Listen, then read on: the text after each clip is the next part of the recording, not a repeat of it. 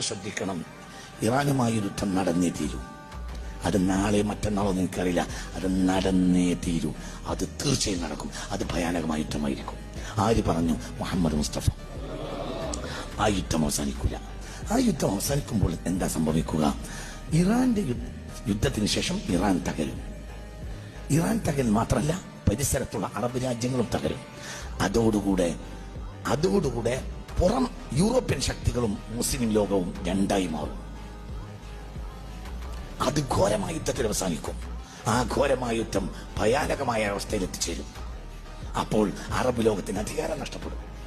ഇപ്പൊ എല്ലാരും പറയുന്നുണ്ട് മഹ്ദിമാമ വരും. ഞാൻ മഹ്ദിമാമ വരുന്ന ഒരവസ്ഥ എനിക്ക് പറഞ്ഞുതരാം.